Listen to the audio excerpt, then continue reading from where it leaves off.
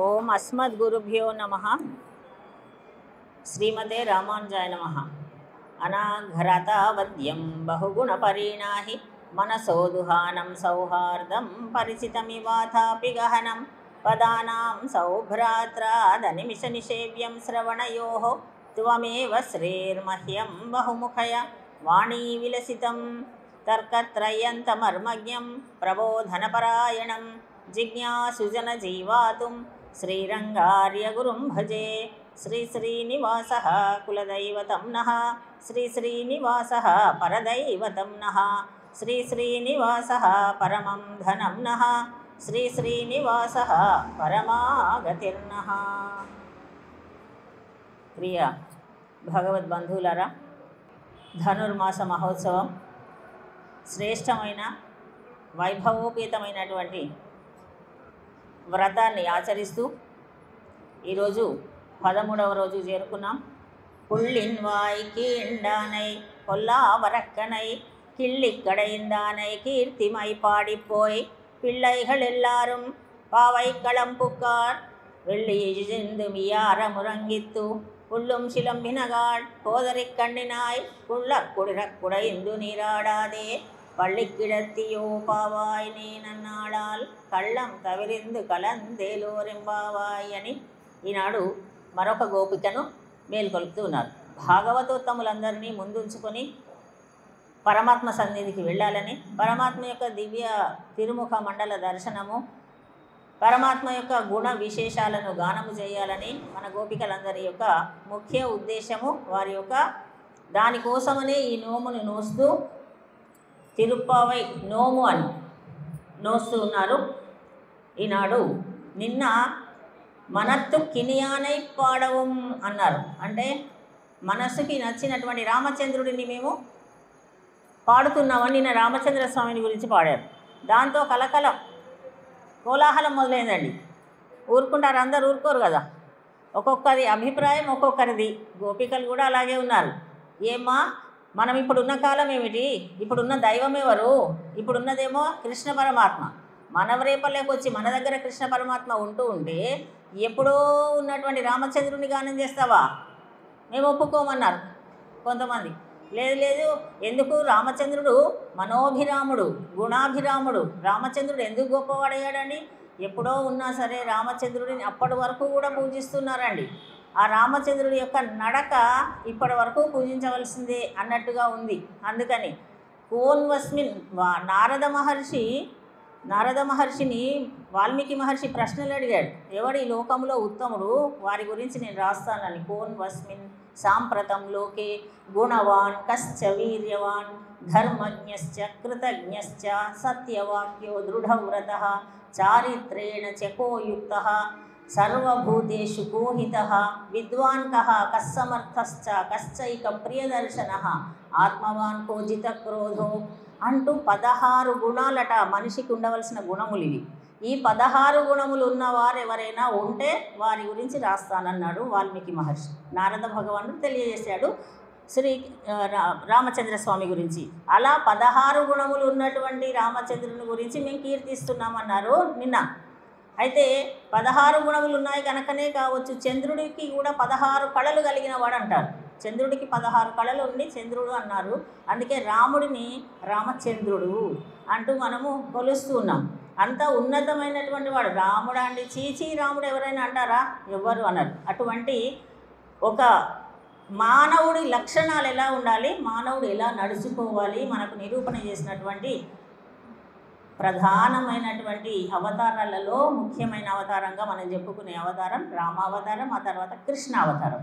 అయితే వాళ్ళటి గోపికలు లేదు, మేము గోకులంలో ఉన్నాము, పరాత్పరుడు సర్వజ్ఞుడు వేదవేద్యుడు వైకుంఠవాసుడు అయినటువంటి శ్రీమన్నారాయణుడు ఈనాడు మన కోసమని సులభుడై, ఎంత సులభుడండి, ఇంత సులభుడై గోకులంలో రేపల్లెలో వచ్చి మన చెంత ఉంటూ ఉంటే మనం ఎప్పుడో ఉన్న రాముడిని పూజించడం కాదు, మేము కృష్ణునే పూజిస్తాం. ఇలా ఆనాటి కాలంలో కూడా ఇప్పటి వల్లనే ఇప్పుడు కూడా అంతే కదండి. దైవం ఒకరు అని చెప్తూ ఉంటే ఎవరైనా విశ్వసిస్తున్నామా? ఎంతోమంది కొత్త దైవం కూడా పుట్టుకొని వచ్చి వాళ్ళని కూడా కీర్తిస్తూ ఉన్నాం. ఏమీ చెప్పడానికి వీల్లేదు, ఎవరిష్టం వారు.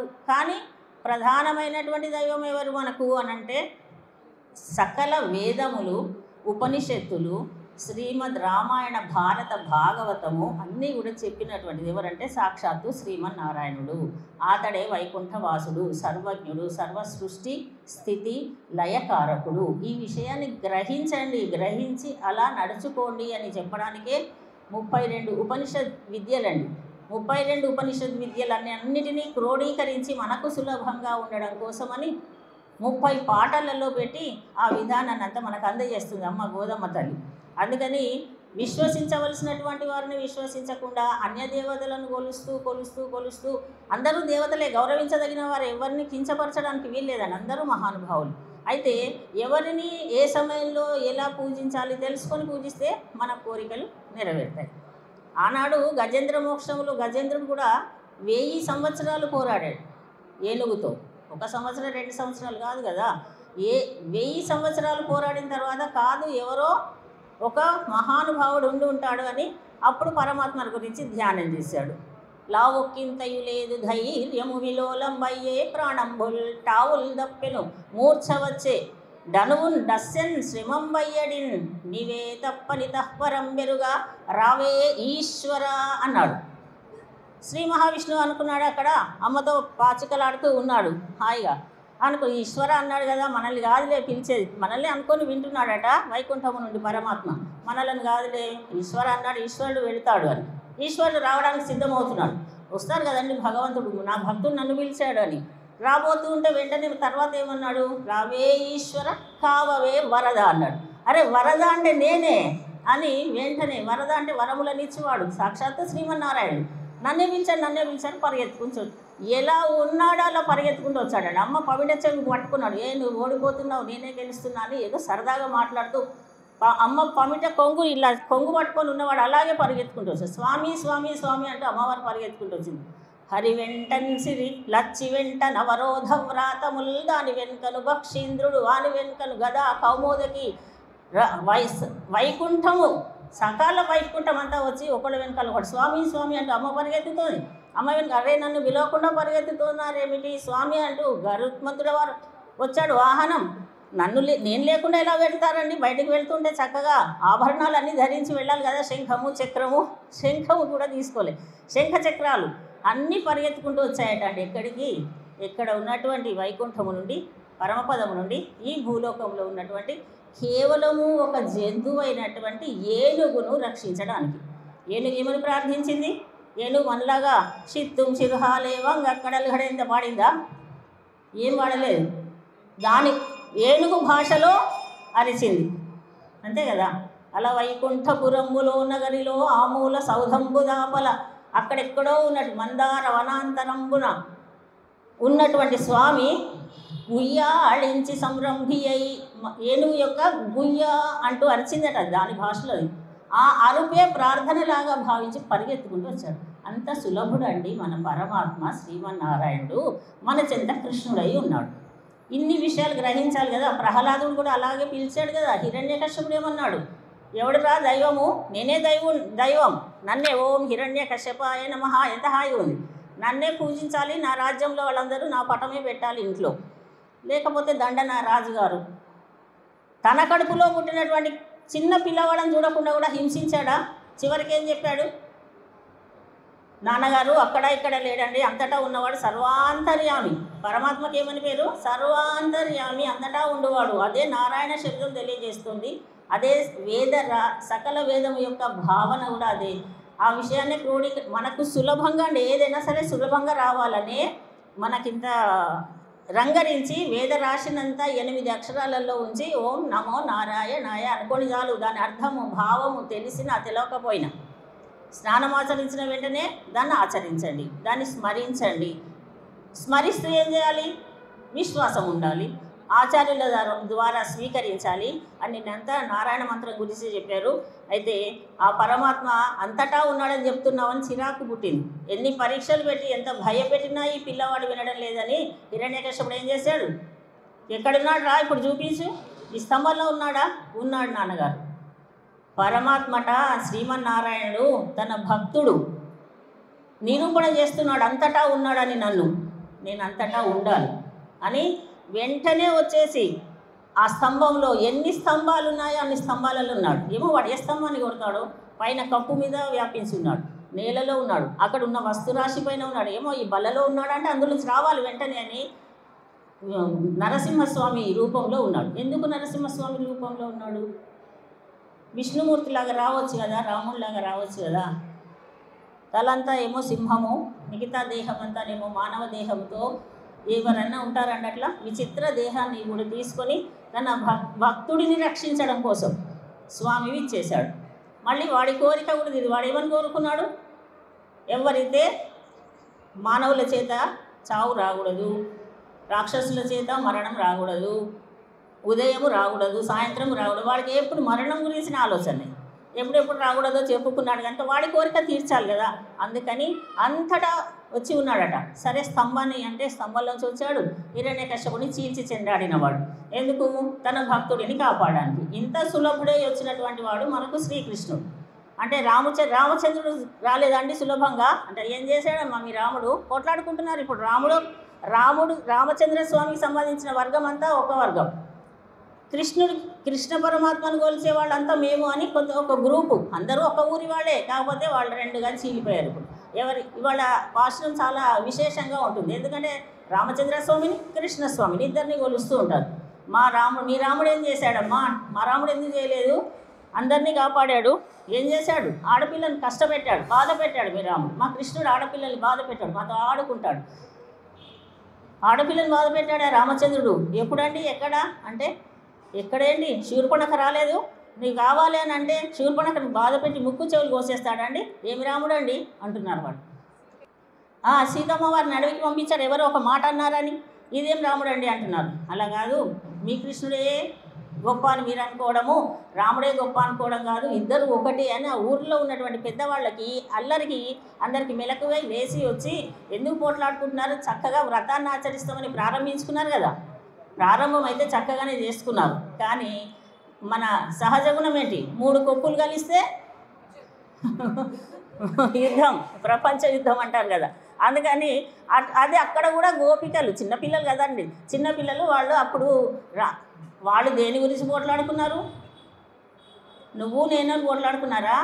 భగవంతుడి గురించే, భగవంతుని విశేష గుణాలని చెప్పుకొని మా దేవుడు గొప్ప, మా దేవుడు దైవం గొప్ప అని చెప్పుకున్నారు. పెద్దవాళ్ళు వచ్చి ఇలా చెప్పారు. అట్లా కాదు, రాముడన్నా కృష్ణుడే, కృష్ణుడన్నా రాముడే, వీళ్ళందరూ ఎవరు? శ్రీమన్నారాయణుడే. ఎందుకోసం ఇచ్చేసాడు? ఎందుకు వస్తూ ఉంటాడు? అవతారాలు ఎందుకు ఎత్తుతూ ఉంటాడు? సాధుజన రక్షణ కోసం. సాధుజన రక్షణ కోసమే ఆయన అవతారాలను దాలుస్తుంటాడు. యదా యదా హి ధర్మస్య, ధర్మాన్ని స్థాపన చేయడానికి, యదా యదా హి ధర్మస్య గ్లానిర్భవతి భారత అభ్యుత్థానం అధర్మస్య, అధర్మాన్ని అణిచివేయడానికి, ధర్మాన్ని స్థాపన చేయడానికి, సాధువులను రక్షించడానికి, దుర్మార్గులను శిక్షించుటకు విచ్చేసేటటువంటి వాడు. అందుకని ఒకసారి యశోదమ్మ కూడా కథ చెప్తోంది. ఆ ఊరి వాళ్ళు చెప్తున్నారు, యశోదమ్మ కూడా పిల్లల కథ చెప్పాలి కదండి. నిద్రపోయేటప్పుడు అమ్మ కథ చెప్పు అంటున్నాడట మన కృష్ణస్వామి. అంటే సరే అని యశోదమ్మ కథ చెప్తుంది. ఎవరి కథ చెప్తుంది? రామచంద్రుడు కథ చెప్తుందట. రామచంద్రుడు కథనేనండి. అప్పటి నుండి రామచంద్రస్వామి ఎప్పుడున్నాడు తెలుసా అండి?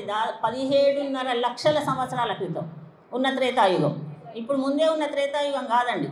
ఇప్పుడు తర్వాత ద్వాపర యుగం ఏమో, ద్వాపర యుగం తర్వాతనే మనం ఉన్నాం. మన కృష్ణుడు చాలా దగ్గరవాడు, మనకు కృష్ణస్వామి చాలా దగ్గరవాడు. రామచంద్రస్వామి ఎన్నో కొన్ని ఇప్పుడు కృతయుగము, త్రేతాయుగము, ద్వాపర యుగము, కలియుగం, ఈ 4 యుగాల తర్వాత మళ్ళీ ఏ యుగం వస్తుంది?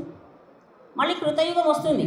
ఆదివారం తర్వాత సోమవారం వస్తుంది. అలాగే కృతయుగం మళ్ళీ డిసెంబర్ తర్వాత జనవరి వస్తుంది కదా, అదేవిధంగా తిరుగుతుంటుంది. అలా వచ్చినటువంటి 24 ఇవి యుగాలు తిరిగిన తర్వాత వచ్చినటువంటి ద్వాపర యుగంలో కృష్ణుడు జన్మించాడు.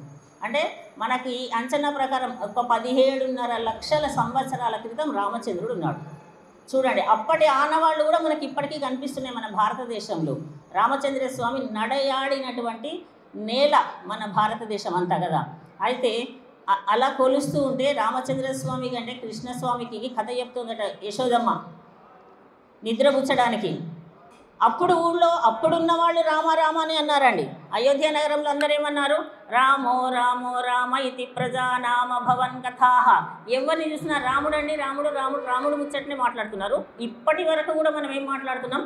ఇప్పటికి కూడా రామరాజ్యం అని అంటారు కదా, మా రాజ్యం రామరాజ్యం కావాలండి అంటాం, కానీ దొంగల రాజ్యం కావాలి అనం కదా. అట్లా రామచంద్రస్వామి యొక్క నామము రాముడి యొక్క నడవడికి అంత శ్రేష్టం. అందుకని ఆ పూర్వకాలం ఒకసారి రామచంద్రుడు అనేవాడు ఉండేవాడు, ఆయన దశరథ మహారాజు ఉండేవాడు. అంటే కృష్ణుడు నిద్రపోతూ అని కొడుతున్నాడట.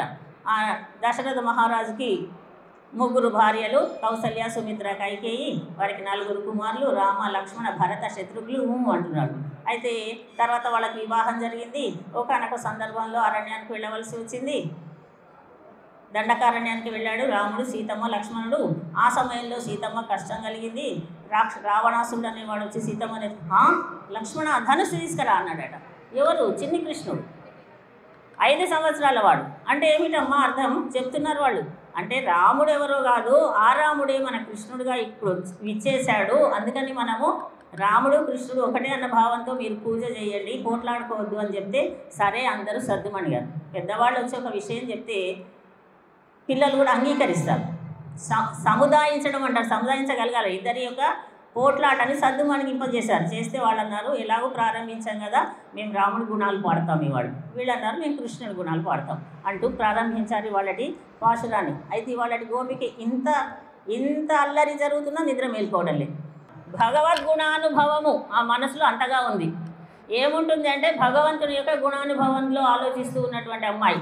ఇవాళటి అమ్మాయి అట గోపిక ఒక గొప్పనైనటువంటి సౌందర్యం కలిగిన అమ్మాయి. ఏం సౌందర్యం అంటే నేత్ర సౌందర్యం.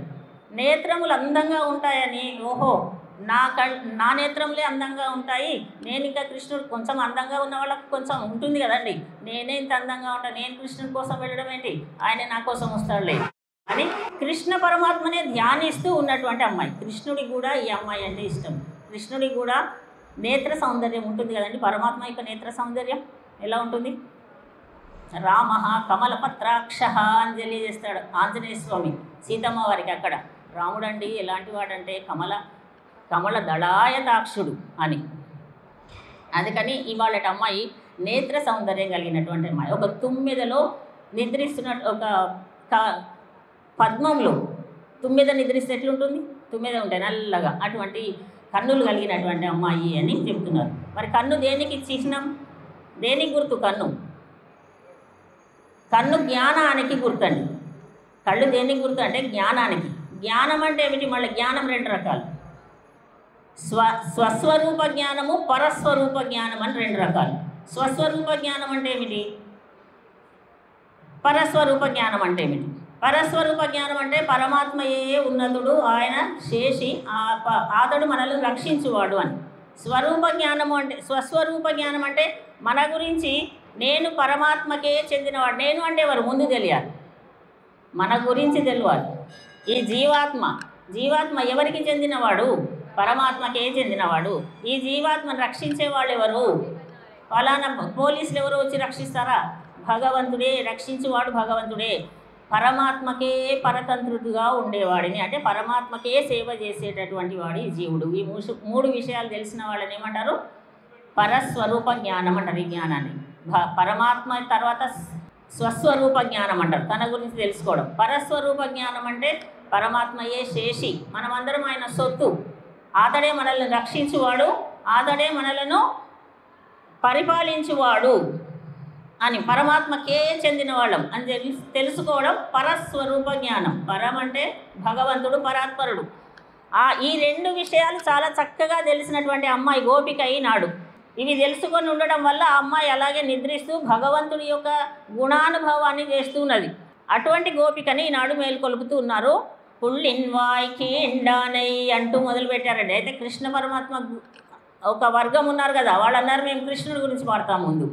పుల్లిన్ వాయికి ఎండానై పొల్లా అరక్కనై అన్నారు. అంటే మా కృష్ణుడు ఎంత గొప్పవాడంటే, బకాసురుడు అనే రాక్షసుడు వచ్చాడండి, కొంగలాగా ఉన్నాడు, పెద్ద కొంగటండి, హిమాలయ పర్వతం అంత పెద్దగా ఉన్నాడు వాడు, మామూలుగా ఏం లేడు. అయితే ఆ కొంగ యొక్క నోటిని చీల్చి పారవేసినవాడు. అటువంటి కృష్ణ పరమాత్మను మేము గానం చేస్తున్నామన్నారు. కొంగని తీర్చివేయడం అనేటటువంటి భాగవతంలో చాలా గొప్పనైనటువంటి చేష్టలు పరమాత్మవి ఉన్నాయి, గొప్పవి లేవా? కొంగని చంపడం అనేది చాలా చిన్న విషయం. కొంగ రూపంలో రాక్షసుడు ఆవహించాడు, వాడిని చీల్చి చెండాడడం పెద్ద కష్టమేం కాదు. గోవర్ధన పర్వతాన్ని గోవర్ధనోద్ధరణం చేశాడు, గొప్ప విషయం. కాళీయమర్ధనం చేశాడు, గొప్ప విషయం. అవి పేర్కొనలేదు. అవి చెప్పకుండా ఇక్కడ ఏం చెప్తున్నారంటే కొంగని చీల్చివేసినవాడు. అంతరార్థం ఏమిటి అంటే మనం చెప్పుకుంటున్నాం, ప్రతి పాశ్రంలో గోదాదేవి పైన ఒక కథ, అంతరార్థంగా అసలు కథ ఉంటుంది. అందుకని దీన్ని ఏమంటారంటే ఈ కావ్యాన్ని ధ్వని కావ్యం అంటారు. ధ్వని కావ్యం అంటారు. పైకి చూస్తే మామూలు కథ అండి, అలా పైన చూసి మామూలు కథలు చదివి కూడా మనం ఆనందాన్ని పొందవచ్చు. అంతర్లీనంగా ఉన్నటువంటి భగవత్ తత్వం ఉంటుంది, దాన్ని తెలుసుకొని ఆనందించవచ్చు. ఎంత తెలుసుకుంటే అంత. సముద్రంలో నీరు ఉంటుంది, సముద్రంలో రత్నాలు ఉంటాయి, సముద్రంలో ఆల్చిప్పలు ఉంటాయి, సముద్రంలో చేపలు ఉంటాయి, సముద్రంలో అనేకమైనటువంటి మణులు మాణిక్యాలు ఉంటాయి. పైన నురగ మాత్రం ఉంటుంది. గ్రహించే వాళ్ళ యొక్క జ్ఞానాన్ని బట్టి నురగ తీసుకుంటావా, నురగ తీసుకుని ఆనందించవచ్చు. లేదంటే ఇంకొద్దిగా లోపలికి వెళ్తాను, ఆల్చిప్పలు దొరుకుతాయి, ఇవి తీసుకుంటాము. లేదు ముత్యాలు దొరుకుతాయి, ఇంకా కొద్దిగా లోతుకి ఇంకా వెళ్తామండి. అది మన సామర్థ్యాన్ని బట్టి, మనము గ్రహించేదాన్ని బట్టి. అంత సముద్రము ఎంత లోతుగా ఉండి అనేక ఖనిజాలు, మణులు, రత్నాలు ఉంటాయో ఈ 30 పాటలలో అంత విశేషమైనటువంటి జ్ఞాన సంపదను అమ్మ మనకు అందించింది. మనం సావకాశంగా, సమయానుకూలంగా అంత విషయాలని చెప్పుకునే ప్రయత్నం అయితే చేస్తూ ఉన్నాం. బకాసురుడు అనేవాడిని చీల్చి చెండాడడం చూశారు గోపబాలు అందరూ. అప్పుడు శకటాసురుడు వచ్చాడు, శకటాసురుడిని సంహరించాడు. కృష్ణుడే అంటే పెద్దవాళ్ళు ఎవరు నమ్మలేదు. ఈ చిన్న బాలుడు ఎక్కడా, శకటం ఎక్కడా అన్నారు. ఇంత చిన్న బాలుడు అంత పెద్దవాడిని ఎట్లా చంపారా, మీరందరూ ఏవో చెప్తారు, ఎవరు చూడలేదండి కాలు. అందుకని అప్పటి నుంచి పెద్దవాళ్ళకి ఏం చెప్పొద్దు, మన కృష్ణుడు చేసే గొప్పదనం మనకు తెలుసని గోపబాలు అందరికీ కృష్ణుడు అంటే అప్పటి నుంచి ఆరాధ్యం. ఏం చెప్తే, ఏ మాట చెప్తే ఆ మాట. సరే, బకాసురుడిని చంపినవాడు. బకాసురుడు ఎవరు అంటే పూతన వచ్చింది కదా, ఆ పూతన సోదరుడే వీడు బకాసురుడు, అఘాసురుడు, పూతన, వీడు ముగ్గురు ఒక కుటుంబానికి చెందిన వాళ్ళే. సరే, బకాసురుని చంపేసినటువంటి కృష్ణ పరమాత్మ గొప్పతనం వాడుతున్నామన్నారు. పొల్లావరక్కనై కిళ్ళిక్కడైందానై, రామచంద్రస్వామి యొక్క వర్గం వాళ్ళు చెప్తున్నారు. పొల్లావరక్కనై కిళ్ళిక్కడైందానై, దుష్టుడైన రాక్షసుని సంహరించాడు మా రాముడు. ఎలా సంహరించాడు అంటే గిల్లి పారేశాడు. గోటితో గిల్లి పారేయడం అంటే ఎంత సులభం అండి, అంత సులభంగా గిల్లి పారేశాడా రావణాసురుని. దుష్ట రాక్షసుడు అంటే ఎవరు? దుష్టుడు అనడం ఎందుకు, రాక్షసుని పేరు చెప్పలేదండి ఇందులో అమ్మవారు. దుష్ట రాక్షసుడు అన్నారు. అంటే రాక్షసులు అంటేనే దుష్టులు. దుష్టులలో మళ్ళీ మంచి రాక్షసులు అండి, దుష్ట రాక్షసులు ఉన్నారా? ఉన్నారు కదా, మంచి రాక్షసులు ఉన్నారు. విభీషణుడు మంచి రాక్షసుడు కదా. మన ప్రహ్లాదుడు, హిరణ్యకశిపుడు రాక్షసుడే, వాడి కడుపులో పుట్టిన ప్రహ్లాదుడు చాలా మంచి రాక్షసుడు. ఇలా మంచివాడు ఉన్నాడు, గదిముఖుడు అనేవాడు ఉన్నాడు. ఇట్లాంటి వాళ్ళు కాకుండా దుష్టుడు ఎవరు అంటే అందరికంటే దుష్టుడు రావణాసురుడు. వాడి పేరును కూడా పలకడానికి అమ్మ ఇష్టపడదు. ఎందుకంటే తల్లిదండ్రులను విడదీసిన వాడండి, దుర్మార్గుడు, దుష్టుడు, ఇంకా ఎన్నన్నా అనొచ్చు వాడిని అని. దుష్ట రావణుని యొక్క 10 తలలు, వాడికి అంత దుష్టుడికి ఎన్ని తలలు? 10 తలలను కూడా గిల్లి పారేశాడండి. అంత సులభంగా గిల్లాడండి, ఎంత కష్టపడ్డాడండి రామచంద్రస్వామి. ఆ రావణాసురుని సంహరించడానికి మానవుడిగా ఉద్భవించాడు పరాత్పరుడు. వచ్చిన తర్వాత దండకారణ్యం వెళ్ళాల్సి వచ్చింది. దండకారణ్యం వెళ్ళినాక చిత్రకూటం వెళ్ళాడు. చిత్రకూటం వెళ్ళిన తర్వాత వాడి చెల్లెలైన శూర్పణఖని ముక్కు చెవులు పోయించడం, ఆ తర్వాత వాడి స్నేహితుడైన వాలిని సంహరించడం, 14,000 మంది కరదూషణాదులను సంహరించడం, ఇవన్నీ కష్టం. తర్వాత ఏమాత్రము శిక్షణ లేనటువంటి వానరముఖను పట్టుకొని కదా వారధి నిర్మించుకొని యుద్ధానికి వెళ్ళాడు. ఆ యుద్ధము కూడా ఎలా జరిగింది, మహాభీకరమైనటువంటి యుద్ధము. అటువంటి సమయంలో అంత కఠినమైన దానిని ఏం చెప్తున్నారు, గోటితో గిల్లి పారేశాడండి అన్నారు. రామ రావణయోర్ యుద్ధం, రామ రావణయోర్ ఇవ అన్నారు. పోలిక చెప్తారు కదండి, ఆ అమ్మాయి ముఖము చంద్రబింబం వలె ఉంది, ఇట్లా పోలిక చెప్తారు. అలా చెప్పాలనుకుంటే రాముడి యొక్క రావణాసురుడి యొక్క యుద్ధం ఎలా ఉందండి వర్ణించండి అంటే, గగనం గగనాకారం సాగరం సాగరోపమః రామ రావణయోర్ యుద్ధం రామ రావణయోరివ అని చెప్పేస్తారు. అంటే ఆ సముద్రాన్ని వర్ణించమంటే ఏం చెప్తారండి, సముద్రంలాగానే ఉంది. ఎంతవరకు చూస్తే అంతవరకు. ఆకాశం ఎలా ఉందండి, ఆకాశంలాగానే ఉంది. దానికి వేరే పోలిక చెప్పడానికి వీలే లేదండి. అంతకంటే గొప్పనైనా చెప్పాలి, చెప్తే అంతకంటే గొప్పనైంది ఏం లేదు. రావణుల యొక్క యుద్ధం ఎలా ఉంది అంటే రావణుల వల్లనే అంత గొప్పగా ఉంది అని చెప్తారు. అటువంటి దాన్ని అమ్మ సులభంగా చేసి చెప్పిందంటే అర్థమేమి? మనం ఏం చేస్తాం, మనం ఏదైనా గొప్పగా చెప్పగలం. అది బాలికల యొక్క గొప్పతనం కదా, మహిళల గొప్పతనం అని చెప్తారు. ఏదైనా మనకు చెప్పాలంటే మనకు నచ్చితే దాన్ని గొప్పగా చెప్తాం, మనకు నచ్చలేదు అనుకోండి అంతే చిన్నగా కూడా చెప్పేస్తాం అనమాట. అలా ఈనాటి బాలికలు వాళ్ళ గొప్ప కనుక వాళ్ళ రాముడు ఇంత సులభంగా చెప్పాడన్నారు. అయితే రాక్షసులు ఎవరిని సంహరించినా అన్నీ ఒకటే. అక్కడ బకాసురుని సంహరించినా, ఇక్కడ రావణాసురుని సంహరించినా కూడా. బకాసురుడు అంటే దంభం అండి. దంభం అంటే పైన ఒకటి లోపల ఒకటి భావన. కొంగ ఏం చేస్తుంది, ఒక చెరువులోనికి వెళ్ళి తపస్సు చేస్తుంది.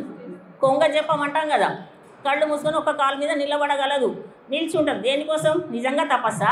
నిజంగా ధనుర్మాస వ్రతం చేస్తుందా? మనలాగేమన్నా దాని ఆహారం కోసం అది చేస్తుంటే చుట్టూ ఉన్న చేపలన్నీ అనుకుంటాయట, ఆహా ఎంత చాలా చాలా బుద్ధిమంతురాలు, ధ్యానం చేస్తుంది. అక్కడ వెంకటేశ్వర స్వామి గుడిలో వెళ్ళి ప్రసంగాలు విన్నదేమో, చక్కగా ఎటువంటి శాకాహారి అయినట్టుంది, మనం లేమన్నదని చేపలన్నీ చుట్టూ తిరుగుతుంది. దానికి నచ్చిన చేప వచ్చేదాకా ఎవరు చిన్న చిన్న చేపలు పట్టుకోదు కదా. దానికి నచ్చిన చేప వచ్చిన వెంటనే కళ్ళు తెరవడమేమి, కాలు దించడమేమి, టక్కను పట్టుకోవడం, మింగడం. ఇది కొంగ జపం. అట్లా ఉంటే ఇది పరమాత్మ దగ్గర పనికిరాదు అని. మనకు దంభం పనికిరాదు. మనకెంతో ఉన్నా లేకున్నా ఉన్నట్టుగా చెప్పుకోవడం దంభం. లేని విషయం కానీ గొప్పగా చెప్పుకుంటూ ఉంటాం కదా, అటువంటివి పనికిరాదని చెప్పడానికి కొంగను ఉదాహరణగా చెప్పారు. కొంగను జీల్చి చంపినట్టు బకాసురుడి వృత్తాంతం. అయితే మరి మంచి వాళ్ళు ఉన్నారు. రావణాసుడు శూర్పణఖ చెప్పిందట, మా వాళ్ళలో మా విభీషణుడు ఉన్నాడండి, విభీషణస్తు ధర్మాత్మ, మా కులంలో చెడబుట్టాడండి విభీషణుడు. రాక్షస కులంలో ఇట్లాంటి వాడు పుడతాడా? మంచివాడు పుట్టాడు అని చెప్పుకుందట. అందుకని విభీషణుడు మంచివాడు. కీర్తిమై పాడిపోయి, అయితే పిల్లలందరూ కూడా పరమాత్మ యొక్క గొప్పతనాన్ని పాడుతూ ఎక్కడికి వెళ్ళిపోయారు? వాళ్ళు వెళ్ళాలనుకున్నటువంటి వ్రత స్థలానికి వెళ్ళిపోయారు. నీవు లేవవలసింది అని అమ్మాయిని నిద్ర మేల్కొలుపుతున్నారు.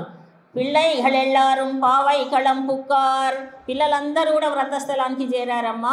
వెళ్ళి వియందు వియాజము రంగిత్తు. ఇంకొక విషయం చెప్తున్నారు ఈరోజు. ఆకాశంలో నక్షత్రాలు పొడుసమ్మ చుక్క పొడిచింది అంటుంటారు, విన్నామా? పల్లెటూళ్ళల్లో మాట్లాడే భాష మనకి ఇప్పుడు ఏమీ తెలియడం లేదు. ఆకాశంలో శుక్రగ్రహము మళ్ళీ గురుగ్రహము అవి ఉంటాయి, చుక్కల్లాగా ఉంటాయి, మెరుస్తాయి. అప్పుడు తెల్లవారినట్టు పొద్దెక్కింది, చుక్క పొడిచింది. ఇవన్నీ ఎక్కడి మాటలు? గ్రామీణ వాతావరణ మాటలు. గోదాదేవి ఎవరు? వైష్ణవ బ్రాహ్మణ కన్య, విష్ణు చిత్త తనయ కదా, వైదిక విష్ణు చిత్త తనయ. వైదిక కుటుంబంలో జన్మించిన అమ్మాయి ఎలా చెప్పాలి? అరుణోదయం అయిందండి, లేదు సూర్య అస్తమయం అయింది, ఇలాంటి పదాలు ఏం చెప్పదు. ఎందుకు? భావనలో తాను ఎక్కడుంది? గోకులంలో ఉంది, రేపల్లిలో ఉన్నది. అక్కడ వాళ్ళందరూ మాట్లాడే భాష ఏమిటి? అదే భాషలో చెప్తుంది. ఆకాశంలో నక్షత్రాలు కూడా కనుమరుగవుతున్నాయి. శుక్రగ్రహం వెళ్ళిపోతుంది, గురుగ్రహం వస్తుందంటే పొద్దు పొడిచింది, చుక్క పొడిచింది నీవు అని చెప్పుతోందంటే అప్పుడే ఖగోళ శాస్త్రవేత్త అండి. ఇక్కడెక్కడే గ్రహాలు ఉన్నాయి, నక్షత్రాలు ఉన్నాయి కూడా చెప్పగలుగుతుంది అమ్మ అంటే. ఇదివరకు 4వ పాఠంలో చెప్పుకున్నాము మా వాతావరణ శాస్త్రవేత్త.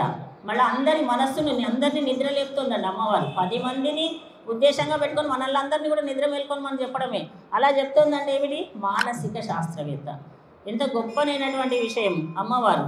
అలా చెప్తూ పుళ్ళుం శిలంబినగాళ్ పోదరెక్కడిన, పుళ్ళుం శిలంబినగాళ్ ఇవాళ మళ్ళీ వాక్యంలో చెప్తారు. 6వ పాఠంలో కూడా పక్షులు అరుస్తున్నాయి చెప్పారు. పుళ్ళుం శిలంబినగాళ్ పోదరెక్కడినాయి అప్పుడు 6వ పాఠం. మళ్ళీ ఇవాళ కూడా పక్షుల యొక్క ధ్వనిని తెలియజేస్తున్నారు. అంటే అప్పుడు పక్షులు మేల్కొన్నాయి, ఇప్పుడు ఆకాశంలోకి వెళ్ళిపోయాయి, అరుస్తూ వెళ్తాయి కదా.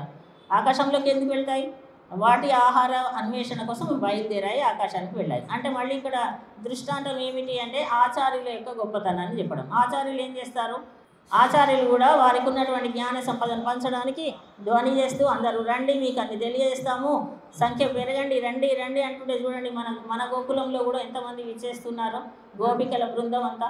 అందుకని ఎందుకు రావాలి అంటే 4 మంచి మాటలు శ్రవణం చేయడానికి రావాలి. ఏమిటి మంచి మాటలు అంటే భగవంతుడికి సంబంధించిన మాటలే మంచి మాటలు. కాలం కూడా మంచిదే. ఏ కాలంలో ఏది చేస్తే ఆ ఫలితం లభిస్తుంది అంటారు. ఈ కాలం ఎంత శ్రేష్టమైనది అంటే ధనుర్మాస కాలం చాలా శ్రేష్టమైనది.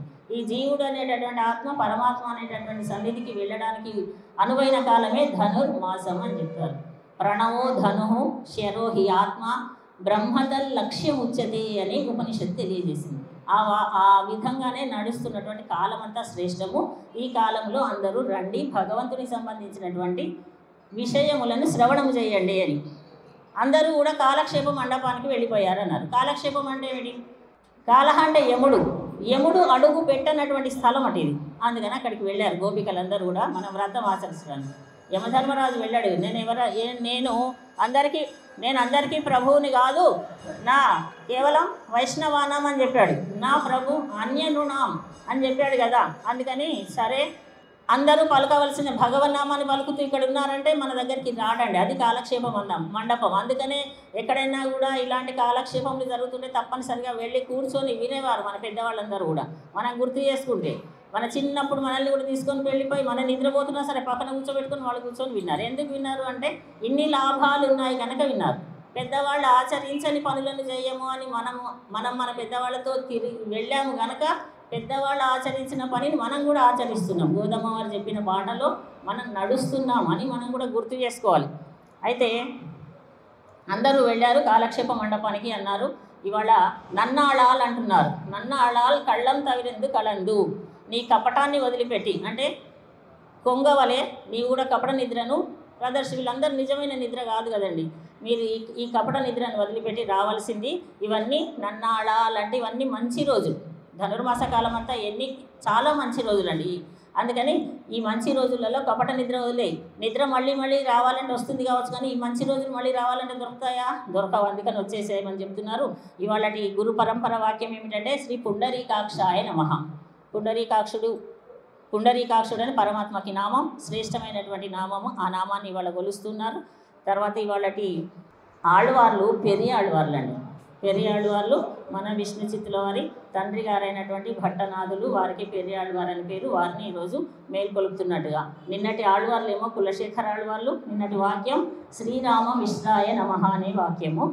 ఇది ఇవాళటి ముఖ్యమైనటువంటి పాశురం. ఇందులో రామావతారము కృష్ణావతారాన్ని గురించి గోపికలు గానం చేశారు కనుక మనం కూడా రామ కృష్ణ ఈ 2 నామాలను పలుకుతూ హరిహరి గోవింద మాధవ కేశవ నామాలని 24 నామాలు శ్రేష్టమైనవి, పరమాత్మకు సంబంధించినవి. వాటిని మాత్రం అనుసంధానం చేసుకుంటూ మనం మన దినచర్యను గడుపుకుందాము అని గోదమ్మ వారు చెప్పినట్టుగా మనం కూడా ఆచరించడానికి ప్రయత్నం చేద్దామని తెలియజేసుకుంటూ పాశురాన్ని అనుసంధానం చేసుకుని తర్వాత కార్యక్రమాలకు వెళ్దాం. புள்ளின்வாய் கீண்டானை பொல்லாவரக்கனை கிள்ளிக்கடைந்தானை கீர்த்திமை பாடிப்போய் பிள்ளைகள் எல்லாரும் பாவைகளம் புகார் வெள்ளி விழுங்கு வியார முரங்கித்து புல்லும் சிலம்பினகாள் போதறி கண்ணினாய் குள்ளக்குடிரக்குடைந்து நீராடாதே பள்ளி கிடத்தியோ பாவாய் நீ நன்னாளால் கள்ளம் தவிர்ந்து கலந்தேலோரெம்பாவாய் कर्कटे पूर्वफल्गुण्यां तुलसी काननोद्भवां पाण्ड्ये विश्वंभरां गोदां वंदे श्रीरंगनायकी आंडाळ दिव्य तिरुवडिगळे शरणं. जय श्रीमन्.